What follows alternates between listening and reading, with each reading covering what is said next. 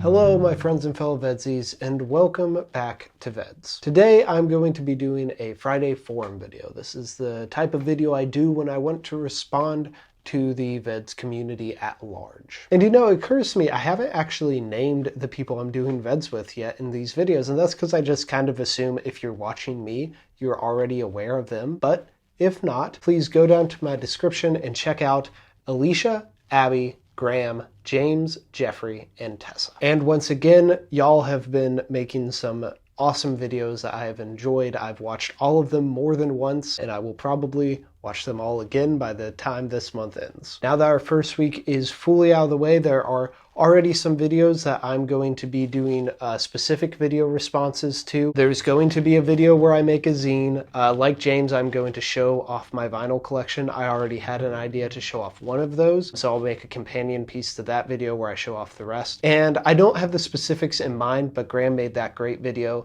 that dealt with early 1900s media and stuff, and so I'm going to probably make a video about early cinema and the early film industry because I went to film school, might as well use that degree for something. So those will all be hopefully their own videos a little bit later on. But for more direct responses in this video, Abby made a video where they went over some of their favorite comfort shows.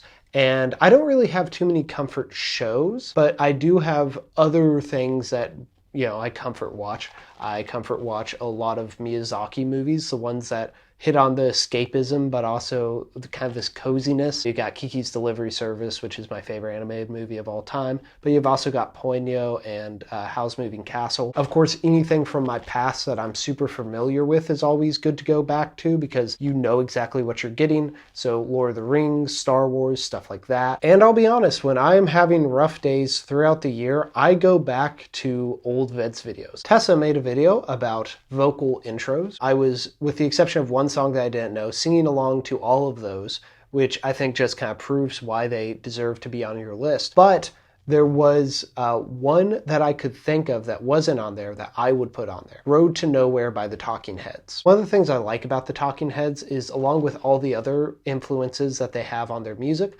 one of those is kind of a gospel sound. And I definitely think you hear that in the beginning to Road to Nowhere, a song and a vocal intro written to be sung by a congregation of people. And that's actually the song that David Byrne uses to end his Broadway show, American Utopia, with the whole crowd singing and with him and the band going through the audience. Now, I do think that there is another video that could be made, and who knows, I might make it, about spoken word intros to songs. And the one that sticks out to me is Know Your Rights by The Clash, where they say the fabulous line, "This is a public service announcement with guitars." Although I do think that there is a small amount of guitar being played under that, so I guess it's not a pure spoken word intro. And finally, in one of Jeffrey's videos, he asked the question about a food that we really like the idea of, but we've never really enjoyed. My answer is actually not a food, it's a drink called Ale 81. This is a ginger ale. It was, when I was growing up, only sold in Kentucky and in a few places in eastern Tennessee. So it was a novelty. It was something that I couldn't usually have. However, eventually,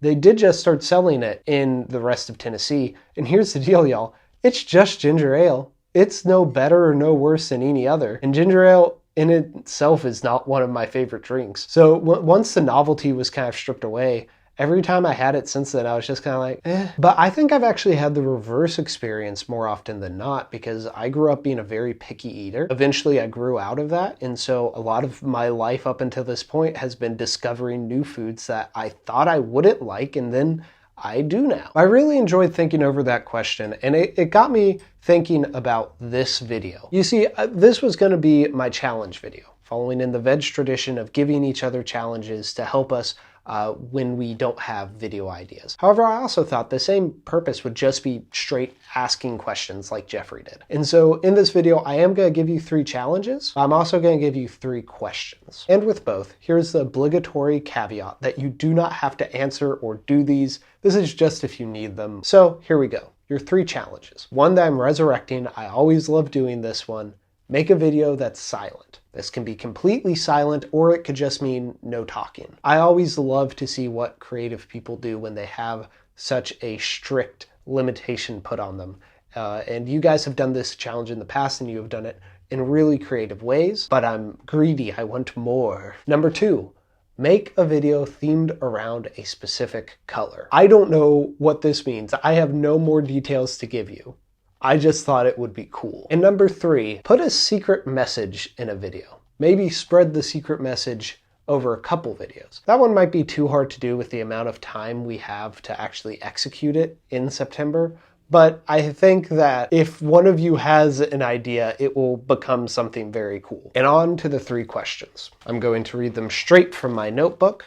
So, question number 1, something you thought was possible because you saw it in a movie. I imagine this would be a movie you saw as a kid. Have you ever purposefully gotten lost? I actually have an answer to this, so that might become a video of mine if I don't have any other ideas I can execute instead. If you had to take a road trip with your past self, what age would you choose that self to be? I like this one. I asked this at a party last year, and all the answers were really interesting. And they reveal a lot about how we build up the narrative of our past, how we understand our memories and craft them into a story. I have an answer for this one too, but I think I'll save it for its own video as well. And I think that's gonna have to do it for today because I'm already filming this kind of late. This is actually the first video this month that I filmed on the day it's coming out. So let's hope that I can edit it quickly. I'm also traveling next weekend, so I'm not sure what videos will look like then. I'm probably gonna get off track this week or the next, but that's all part of the process. It's all part of the journey. It's all part of the road to nowhere. I love that song. I'm gonna go listen to the Talking Heads. Friends and fellow VEDSIs,